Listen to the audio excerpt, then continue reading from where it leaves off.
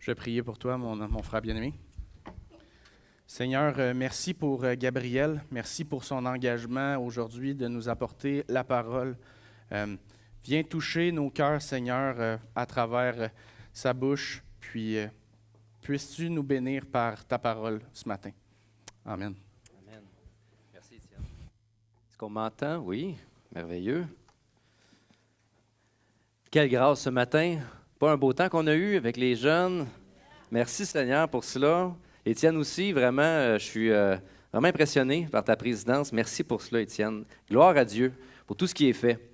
Alors, ce matin, je suis vraiment heureux d'apporter la parole pour plusieurs raisons, mais il y en a l'une d'entre elles que vous allez bien comprendre, c'est que ça fait des années que ma femme me dit que je suis un petit vieux. Puis là, ben oui, je vous le dis, puis là, ben voyons, je ne suis pas si vieux que ça. Puis étant donné qu'elle a 3 ans de plus jeune et un peu plus, ben, elle profite tout le temps des occasions pour me dire, regarde, tu as des petites pattes de doigts quand tu souris, quand tu ris. Puis là, elle rit de moi.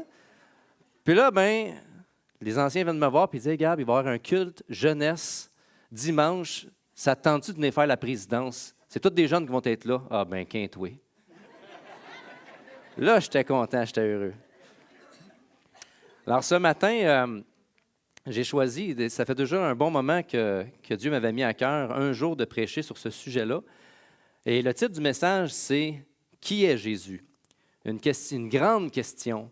Et justement, ce matin, un frère est venu me voir et il m'a dit, dans les fermiers chrétiens, il y a quelqu'un qui est allé le voir puis qui est venu vraiment comme, je ne saurais pas comment le dire, mais il l'a planté, on va dire ça comme ça, puis il a perdu il ne savait plus comment débattre par rapport au sujet de qui est Jésus, puis ça y a vraiment fait quelque chose.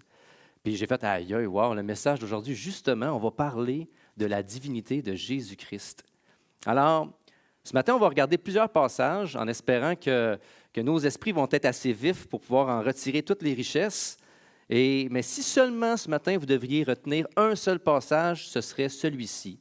Dans Jean, chapitre 8, verset 24, Jésus dit, « Car si vous ne croyez pas ce que je suis, vous mourrez dans vos péchés. » Voilà une phrase déterminante qui laisse vraiment à réfléchir. Si tu ne reconnais pas qui est Jésus, tu mourras dans ton péché. Et moi, je m'appelle Gabriel Véronneau, je ne suis pas Dieu. Je n'ai pas la puissance d'aller scruter les cœurs, de savoir ce qui se cache au fond des gens qui sont ici, de toutes les personnes qui sont ici. Jésus, lui, sait les cœurs qui sont ici. Alors, si tu ne connais pas Jésus, sache que Jésus a la puissance de te sauver de ton péché et de changer ton cœur, de te donner une nouvelle vie. Mais avant de continuer, j'aimerais aller sur un sujet, j'aimerais montrer que dans les temps passés, plusieurs personnes ont façonné l'esprit de ce monde avec l'idée de Jésus comme étant une personne simplement normale, mais ayant une bonne morale. Donc, pour ceux qui ne le savaient pas, Voltaire admirait l'enseignement de Jésus, l'enseignement moral de Jésus, mais rejetait tous les miracles et la divinité de Jésus. La divinité, c'est le fait que Jésus soit Dieu. Pour lui, Jésus était un sage visionnaire comparable à Socrate. Non seulement lui, mais aussi Thomas Jefferson. Si vous ne le saviez pas, Thomas Jefferson a lui-même écrit sa propre Bible, mais il a retiré tous les miracles et la résurrection de Jésus-Christ dedans. Il a gardé seulement les paroles morales de Jésus qu'il voyait comme étant un grand visionnaire. Mais on peut se poser la question, qui est Jésus? C'est qui Jésus? Ce nom parmi tous les siècles a fait tellement couler d'encre depuis sa venue sur terre. Et ce matin, on va commencer par un survol très rapide de quelle manière le diable a sali, a tenté en réalité là, de corrompre l'œuvre merveilleuse de Dieu. Alors, ça va être un survol très, très rapide. Je ne pourrai pas toucher tous les points. Mais dès le commencement, dans le livre de la Genèse, on voit l'adversaire de Dieu qui corrompt le cœur de Adam et Ève par un gros mensonge. Dans le fond, il traite Dieu de menteur. Il dit, Dieu a-t-il vraiment dit de ne pas manger ce fruit? Vous savez, semer le doute dans le cœur de l'homme, Satan, c'est sa spécialité. Nous voyons par la suite, comme on voit sur l'image, ici en ce moment même, la corruption qui s'étend, les meurtres, les viols, puis on en passe. Des choses horribles dans lesquelles la terre s'est baignée depuis ce temps-là. Non seulement ça, mais on voit aussi Satan qui tente de venir corrompre le peuple d'Israël, qui tente de plusieurs manières de le détourner du vrai Dieu, du Dieu vivant. Et quand j'écrivais là-dessus, j'étais en train de réfléchir à quand que Moïse devait monter le mont Sinaï et que le peuple tout entier était devant un spectacle tout à fait effroyable. C'est incroyable qu'est-ce qu'il est en train de vivre. Une tempête, des éclairs. Il voyait les bêtes s'approcher de la montagne, mourir, foudroyés par Dieu. Des voix se faisaient entendre, tellement craintifs, tellement peur qu'ils disent « Toi, Moïse, va lui parler parce que nous, on est terrifiés. » Et Dieu a dit « Ils font bien d'être terrifiés. Ils font bien de me craindre. » Pourtant, quelques jours plus tard, il est en train de se faire un veau d'or, en train d'humilier le Dieu vivant. Par la suite, on voit dès la naissance de Jésus, on voit que Jésus n'est pas bien accueilli dans le monde. Lorsque Hérode se rend compte que les rois mages se sont joués de lui, qui dit, eh bien, il fit périr tous les enfants de 0 à 2 ans, en espérant tuer le Christ, tuer Jésus, tuer le Messie. Encore là, le diable voulait détruire l'œuvre de Dieu. Par la suite, il n'a pas été plus... Il ne peut pas faire pire. Il est allé jusqu'à tenter son propre Créateur. Satan dans le désert, cherchant à corrompre Jésus, parce que si Jésus aurait péché, bien aujourd'hui, on serait encore dans nos péchés. Et qu'est-ce qu'il a fait par la suite? Il s'est éloigné de lui quand il a vu que ça n'a pas marché, jusqu'à un moment favorable. C'est ce que Luc, chapitre 4, verset 13 nous dit.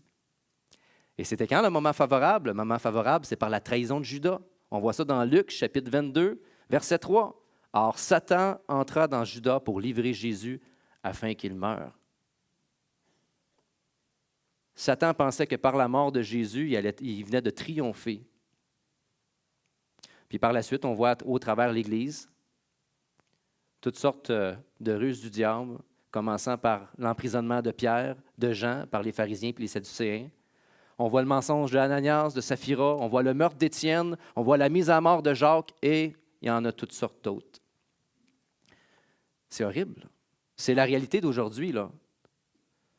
Aujourd'hui, on peut peut-être se dire que l'œuvre du diable, d'une certaine façon, est un peu plus subtile, mais elle est tout aussi destructrice. On voit par exemple des religions qui s'élèvent puis qui prétendent que Jésus serait tout simplement une création de Dieu ou une émanation de Dieu. Puis non seulement ils disent ça, ils prétendent ça de lui, mais en plus de ça, ils utilisent la Bible pour venir appuyer leur fameuse théorie. Ils vont utiliser par exemple le livre de Colossiens, chapitre 1, verset 15, qui dit « Il est l'image du Dieu invisible, le premier-né de toute la création ». Mais est-ce que vraiment ce passage-là veut dire que Jésus aurait été créé par Dieu? Bonne question. Ça mérite d'être réfléchi. Qui est Jésus? Alors, on va le lire ensemble. Colossiens chapitre 1, versets 15 à 19. Alors, il est l'image du Dieu invisible, le premier-né de toute la création. Car en lui ont été créées toutes les choses qui sont dans les cieux et sur la terre, les visibles et les invisibles, trône, dignité, domination, autorité. Tout a été créé par lui et pour lui. Il est avant toute chose et toute chose subsiste en lui. Il est la tête du corps de l'Église, il est le commencement, le premier-né d'entre les morts, afin d'être en tout le premier.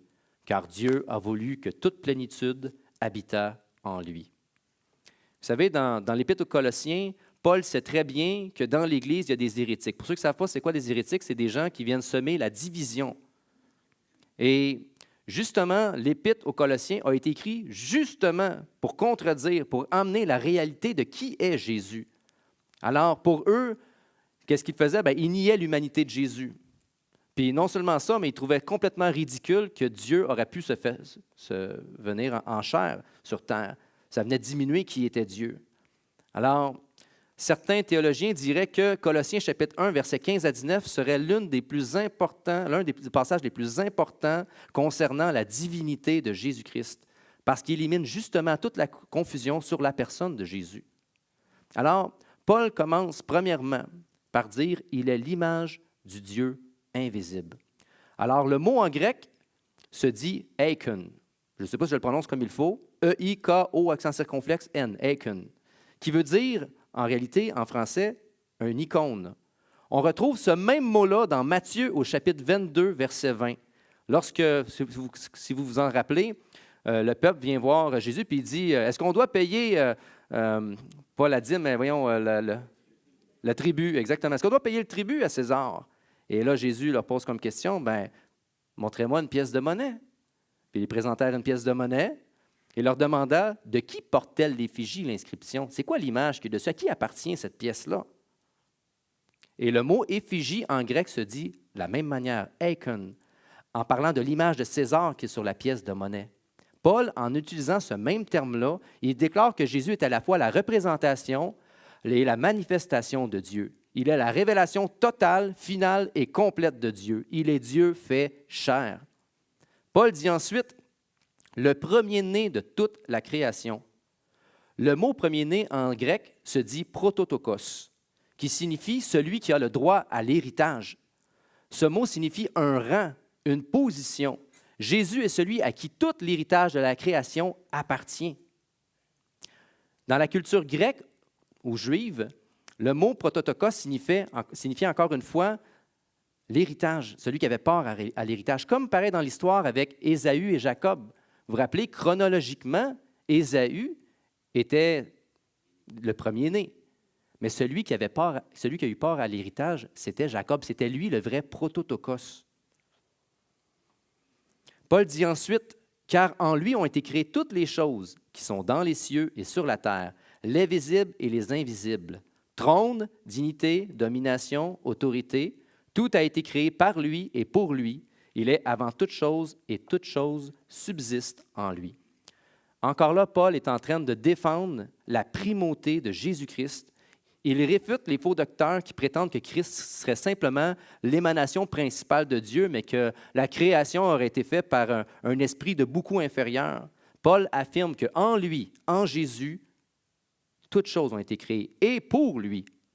Et dans l'Épître aux Hébreux, comme dans l'Épître de Jean, tous ces trois textes-là vont dans le même sens. Dans le livre d'Hébreux, on voit qu'il est écrit « Dans ces derniers temps, nous a été parlé par le Fils, qu'il a établi héritier de toutes choses, par lequel il a aussi créé le monde. » Ainsi que dans l'Épître de Jean, « Au commencement était la parole, et la parole était avec Dieu, et la parole était Dieu.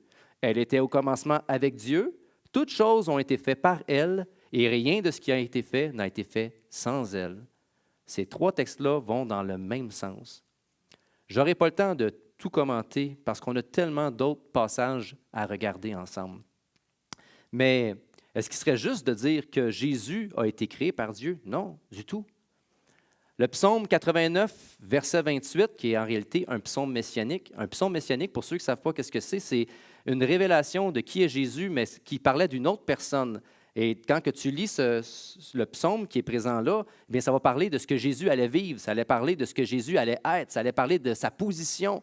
Alors, ça révèle en réalité ce que Jésus allait faire ou qui Jésus était. Alors, ce psaume-là, il dit ceci. « Et moi, Dieu parle, il dit, « Et moi, je ferai de lui mon fils premier-né, en parlant de Jésus. » Puis là, il va nous expliquer qu'est-ce qu'il veut dire par là. « Le roi le plus élevé de la terre. » Encore une fois, ce n'est pas une question de chronologie, mais plutôt d'un rang glorieux. Mais revenons à notre question, qui est Jésus? La suite qu'on va regarder, après ma gorgée d'eau, ça va être suite à l'introduction du livre de Marc.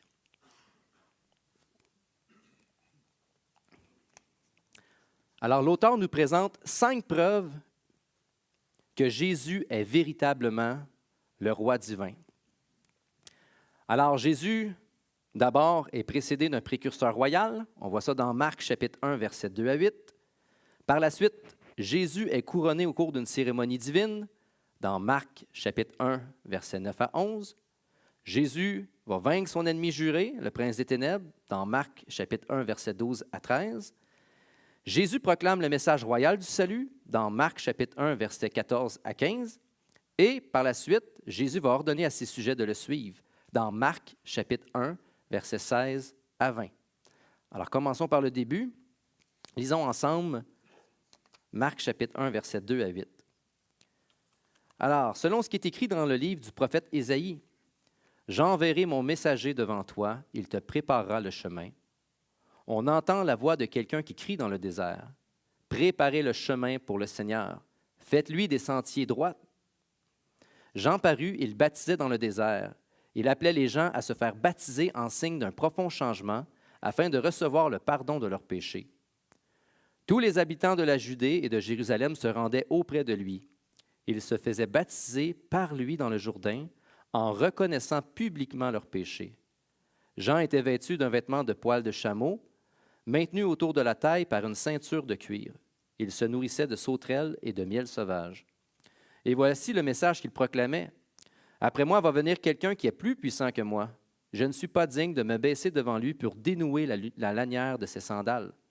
Moi, je vous ai baptisé dans l'eau, mais lui, il vous baptisera dans le Saint-Esprit. » Je pense que c'est la seule slide qu'on va avoir qui était différente. En passant, j'avais remarqué quand il était rendu trop tard. Fait que désolé si ça suivait mal. Alors, le mot précurseur veut dire celui qui prépare le chemin. Dans l'Antiquité, souvent, avant l'arrivée du roi, eh bien, un héros, H-E accent aigu, R-A-U-L-T, pas un héros comme on peut voir aujourd'hui des super-héros, mais un héros qui était un proclamateur en réalité, où un messager était envoyé pour préparer le peuple à l'arrivée du roi. Et Jean-Baptiste remplit absolument toutes les conditions. Premièrement, il est fils d'un souverain sacrificateur, Zacharie. On se rappelle dans le livre de Zacharie que lorsque l'ange se présente, l'ange Gabriel, il se présente à Zacharie, puis il lui annonce tout ce qui va arriver, puis étant donné qu'il ne croit pas, ben, il devient muet jusqu'à la naissance de Jean-Baptiste. Alors, et sa mère, Élisabeth, était de la lignée sacerdotale, c'est-à-dire qu'elle était une fille d'Aaron. Dès le sein maternel, il a été consacré pour une mission prophétique. Jean a baptisé Jésus, pas parce que Jésus avait péché, mais c'était pour marquer le ministère public de Jésus. Jean appelait à la repentance pour préparer le peuple à recevoir Jésus.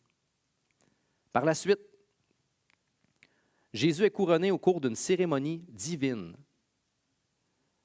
On va voir ensemble, en ce temps-là, Jésus vint de Nazareth en Galilée, et il fut baptisé par Jean dans le Jourdain. Au moment où il sortait de l'eau, il vit les cieux s'ouvrir et l'Esprit descendre sur lui comme une colombe. Et une voix fit entendre des cieux ces paroles. « Tu es mon Fils bien-aimé, en toi j'ai mis toute mon affection. » Alors bien certainement que dans le passage de Marc, chapitre 1, versets 9 à 11, qu'on vient de lire maintenant, on ne voit pas un couronnement physique comme on voit Jésus recevoir la couronne d'épines. C'est un couronnement d'autorité. C'est une recommandation spirituelle. Vous vous rappelez, les rois du temps passé, lorsque le prophète consacrait le roi, il versait de l'huile sur la tête. Et là, Jésus reçoit bien plus que de l'huile. Il va recevoir le Saint-Esprit. On voit le Saint-Esprit qui descend sur Jésus, montrant ainsi que Jésus est le roi Messie. Et le passage nous parle du Saint-Esprit comme étant une colombe. Et la colombe est un symbole de paix. C'était le sceau du roi. C'était l'attestation céleste de son autorité. Non seulement ça, mais le Père a fait entendre sa voix. La reconnaissance publique liée à la voix de Dieu est une attestation de son identité royale et divine. Par la suite, dans le passage, on voit Jésus qui vainc son ennemi juré, le prince des ténèbres. Alors aussitôt, l'Esprit poussa Jésus dans le désert. Il y resta 40 jours et il fut tenté par Satan. Il était avec les bêtes sauvages et les anges le servaient. On connaît toute cette histoire-là tout à fait merveilleuse de Jésus qui est resté 40 jours en train de jeûner dans le désert. Et Jésus a dû supporter la chaleur du jour puis la froideur du soir. Mais on pourrait s'arrêter et se poser la question, pourquoi 40? Pourquoi pas 39? Pourquoi pas 41? Pourquoi s'arrêter à 40? Pourquoi un chiffron? Et vous savez, comme souvent on l'entend, souvent les numéros ont quelque chose de bien plus grand dans la Bible, ont une symbolisation beaucoup plus grande. Par exemple, on voit dans la Bible Moïse qui a été 40 jours sur le mont Sinaï afin de recevoir la loi. On voit aussi Élie qui a marché 40 jours jusqu'à l'Horeb, qui est en réalité aussi le mont Sinaï. Lors du déluge, la pluie a tombé pendant 40 jours et 40 nuits.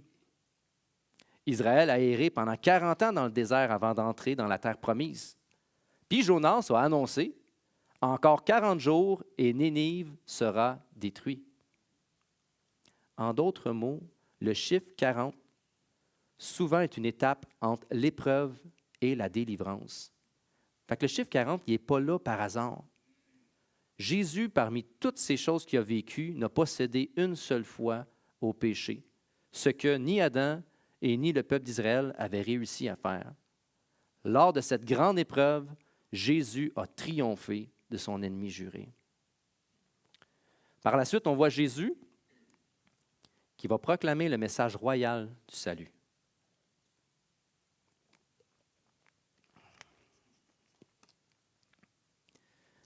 Après que Jean eut été livré, Jésus alla dans la Galilée prêchant l'Évangile de Dieu. Il disait, « Le temps est accompli et le royaume de Dieu est proche. Repentez-vous et croyez à la bonne nouvelle. » Alors, vous le savez, dans ce temps-là, les gens attendaient avec ardeur un roi qui allait venir conquérir par la force brute, qui allait venir délivrer le peuple d'Israël de la main de leur oppresseur. En réalité, ils attendaient un homme de la lignée de David, quelqu'un qui allait venir conquérir. Et tout ça pour démontrer la splendeur d'Israël. Il voulait vivre un règne terrestre, il voulait démontrer à quel point qu'Israël était grand. Mais Jésus n'était pas venu sur terre pour dominer sur les nations par la force brute. Il est plutôt devenu de manière inattendue. Son message appelait les hommes et les femmes à se tourner vers Dieu afin qu'ils soient réconciliés par la repentance de leurs péchés. Le souci de Jésus, c'était que les êtres créés à l'image de Dieu soient sauvés par grâce. Loin de dominer par la force, mais son message était rempli d'amour, de compassion, de pardon. Par la suite, on voit Jésus qui ordonne à ses sujets de le suivre. Comme il passait le long de la mer de Galilée, il vit Simon et André, frères de Simon, qui jetaient un filet dans la mer, car il était pêcheur. Jésus leur dit, « Suivez-moi, je vous ferai pêcheurs d'hommes. » Aussitôt, ils laissèrent leur filet et le suivirent. Étant allé un peu plus loin, il vit Jacques, fils de Zébédée, et Jean, son frère, qui eux aussi étaient dans une barque et réparaient les filets. Aussitôt, il les appela, et laissant leur père Zébédée dans la barque avec des ouvriers, ils le suivirent. Lorsqu'on lit ce passage-là, on pourrait quasiment croire que Pierre, André, Jacques et Jean, sans même poser de questions, sans même connaître quoi que ce soit, seulement en entendant la voix de Jésus, ils se seraient levés puis ils l'auraient suivi. Mais on voit dans Jean, au chapitre 1, versets 35 à 42, Jean-Baptiste qui, encore une fois, a préparé le chemin. Lorsque Jésus a passé, il a dit « Ah, voilà l'agneau de Dieu. » Et par ces paroles, ces hommes ont décidé de se lever et de suivre Jésus. Alors l'appel de Jésus avait une autorité unique et directe sur eux. Puis bien certainement que, comme nous dans notre propre vie, le Saint-Esprit a travaillé. Alors oui, Jésus est véritablement le roi divin qui devait venir dans un premier temps avec la paix. Mais il va y avoir un temps aussi que lorsque Jésus va revenir, ça ne sera plus avec la paix, ça va être avec l'épée. Puis je voyais important de faire une mention, parce que des fois, on peut quasiment dire que c'est contradictoire. Quand on lit le Matthieu, chapitre 10, verset 34, lorsque Jésus dit « Ne croyez pas que je sois venu apporter la paix sur la terre. Je ne suis pas venu apporter la paix, mais l'épée. » On dit « c'est contradictoire, tu sais. » Mais ce n'est pas contradictoire, pas du tout. C'est plutôt, Jésus veut mettre en évidence que le fait de placer sa confiance en lui va faire en sorte que, au travers de nos relations, il va y avoir des séparations qui vont se faire. L'épée, c'est ça que ça veut dire par là. Alors, vous avez sûrement déjà vécu, pour ceux qui ont donné leur vie au Seigneur, des familles divisées à cause du nom de Jésus, tout simplement, à cause du fait que maintenant nous vivons pour lui. N'est-ce pas? Alors, c'est d'une tristesse, c'est d'une réalité, mais Jésus connaissait cette réalité-là. Et déjà, il portait un avertissement en disant, vous savez, en croyant en moi, il y a la fille et la mère et la fille vont être séparées, le père et le fils. Et non seulement ça, mais au travers de toutes nos vies, toutes les relations qu'on va avoir, il y a des gens qui seront plus capables de nous sentir. Puis moi, dans ma vie, ça m'est arrivé, ça. Mais en réalité, Jésus nous a dit qu'il nous laissait sa paix. On voit ça dans Jean, chapitre 14, verset 27. Et Éphésiens, chapitre 2, verset 14, nous dit « Car il est notre paix, lui qui des deux, juif et païen, n'en a fait qu'un. » Mais dans sa seconde venue, lorsque Jésus va revenir, il va revenir en tant que roi conquérant. Et là, Tout genou va fléchir et toute langue vont confesser que Jésus est Seigneur. Autant les croyants que les incroyants. Ça ne changera rien. Ça ne change rien de ne pas croire. J'aimerais parler maintenant de mon passage préféré qui est dans Jean chapitre 8, versets 56 à 58. Parce que là, on va parler de ce que Jésus a dit de lui-même. Alors, on ne l'aura pas à l'écran, mais je vais le lire. Alors, dans Jean chapitre 8, versets 56 à 58, Jésus dit, « Abraham, votre père, a tressailli de joie de ce qu'il verrait mon jour. Il l'a vu et il s'est réjoui. » Les Juifs lui dirent, « Tu n'as pas encore 50 ans et tu as vu Abraham? » Jésus leur dit, « en vérité, je vous le dis, avant qu'Abraham fût, je suis. » Et c'est très important de voir à ce moment-là la réaction des Juifs. Tous ont voulu le lapider sur le champ. Jésus faisait référence, si vous vous rappelez, dans le livre d'Exode, lorsque Dieu s'est manifesté à Moïse, de quelle manière il s'est manifesté à travers le buisson ardent. Et Moïse, lorsqu'il a eu la tâche d'aller libérer le peuple d'Israël, il a dit, « Ouais, mais mec, il me pose la question, voir qui c'est qui m'envoie, qu'est-ce que je vais leur répondre? » Et là, Dieu dit, « Tu lui diras ceci, je suis celui qui suis. » Et le mot « je suis » se traduit par YHWH, c'est un tétragramme. C'était très clair pour les Juifs à ce moment-là de ce que Jésus prétendait être. Il revendiquait la divinité de Dieu.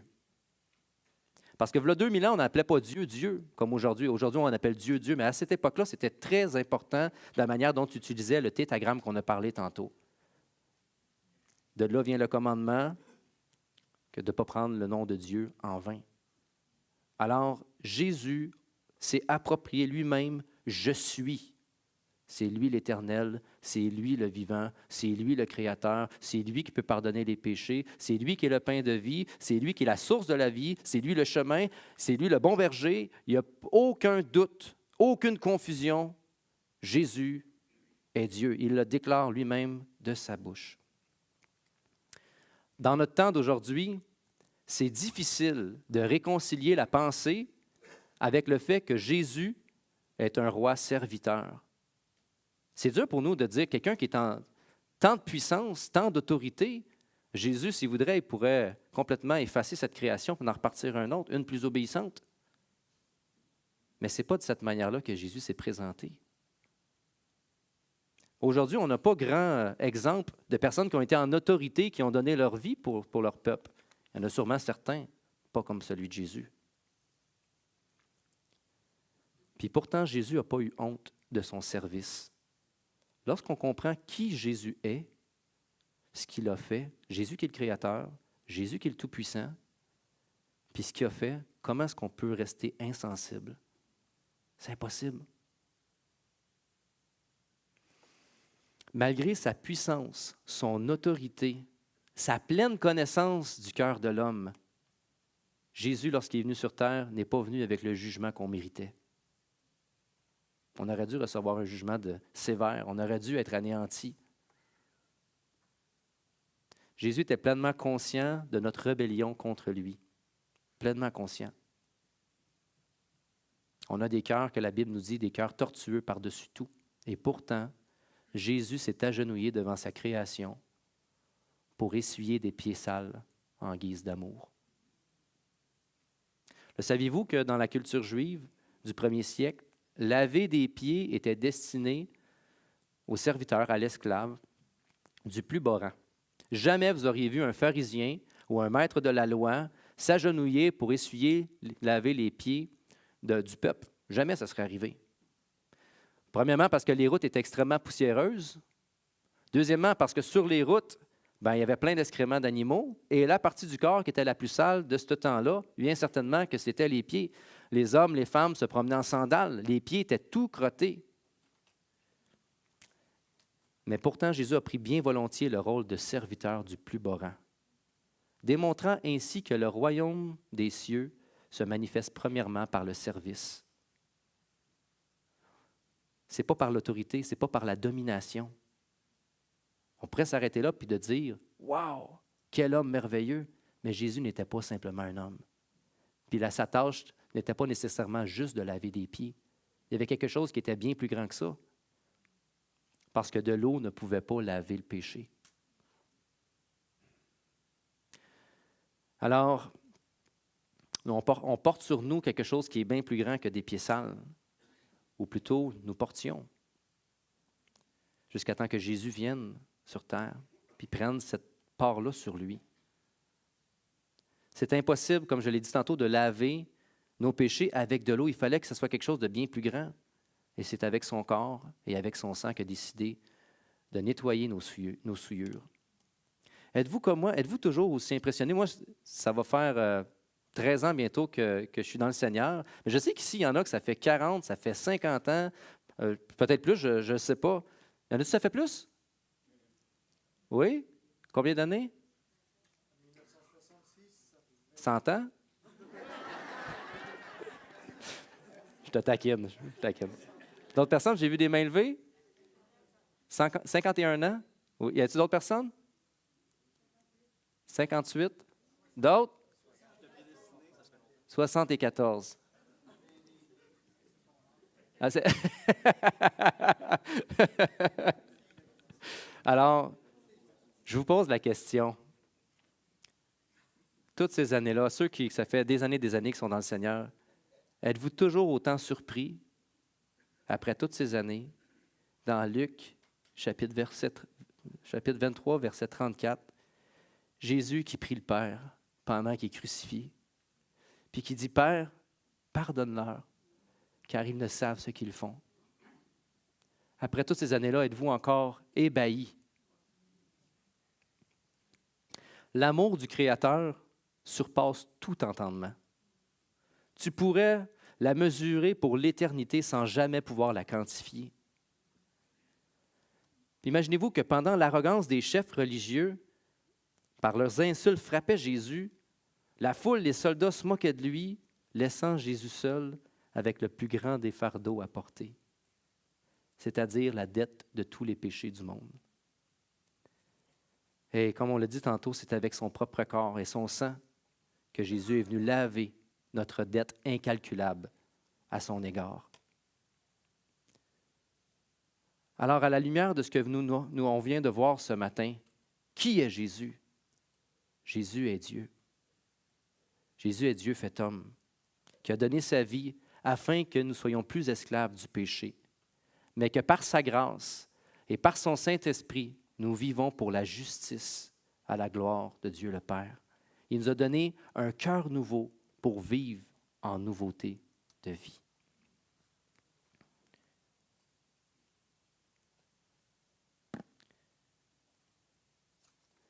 Alors, je ne sais pas si on est pas mal de bonheur. Ça a passé très rapidement. Quand je me pratiquais, il me semble c'était plus long que ça. Que voulez-vous? J'ai parlé peut-être un peu trop rapidement. Ce n'est pas tellement grave. Alors, je ne sais pas ici s'il y a des personnes qui ne connaissent pas le Seigneur. Peut-être que ça fait des années, peut-être ça fait des jours, peut-être que c'est votre première fois, je ne sais pas. Comme je l'ai dit tantôt, moi, je suis pas personne. Je suis personne, moi, en réalité. Je suis un homme qui a été pardonné, sauvé par la grâce de Dieu. Mais sachez une chose, c'est que Jésus a la puissance de changer vos vies, de changer vos cœurs. Et si vous ne l'avez pas fait, sachez ceci, c'est qu'il va y avoir un jour un jugement qui va arriver sur le monde. Et ce jugement-là va être terrible. Tous ceux qui n'auront pas placé leur confiance dans le seul chemin, dans la seule vérité, dans celui qui peut réellement donner la vie, c'est une condamnation éternelle. Ce n'est pas un châtiment qui dure 1 an, ce n'est pas un châtiment qui dure quelques jours, c'est un châtiment qui est éternel. Parce que sa grâce, le plus grand amour a été donné à l'humanité entière. Jésus est la lettre d'amour adressée à l'humanité.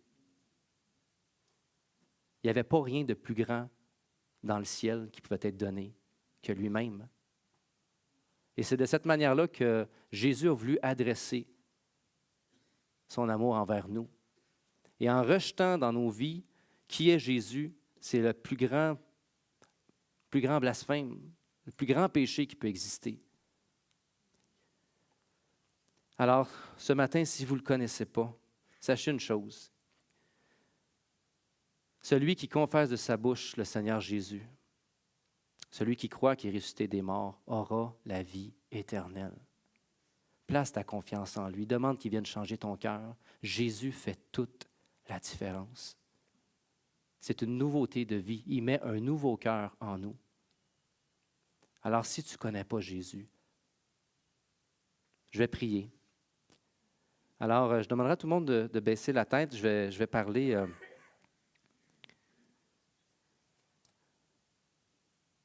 Alors, si toi, aujourd'hui, tu ne connais pas encore le Seigneur et que tu es tanné de vivre une vie remplie de péchés, que tu es tanné d'être sans espoir, que tu te sens, Étienne, brisé, Jésus est là pour toi. Jésus veut changer ta vie. Jésus veut te donner la grâce de le connaître, parce qu'il n'y a rien de plus important que de connaître qui il est. Alors, si tu veux accepter le Seigneur Jésus dans ta vie comme ton sauveur, prie avec moi. Seigneur, je sais que je suis un pécheur. Je sais que, Seigneur, dans ma vie, j'ai cherché un espoir en dehors de toi. Et aujourd'hui, Seigneur, je reconnais ta grâce. Je reconnais que tu es venu mourir sur cette croix pour mon péché, que tu as été brisé pour moi. Seigneur, viens changer ma vie et donne-moi cette espérance, Seigneur, qu'un jour je vais être avec toi. Change mon cœur et merci déjà pour ce que tu vas faire. Par le nom de Jésus. Amen.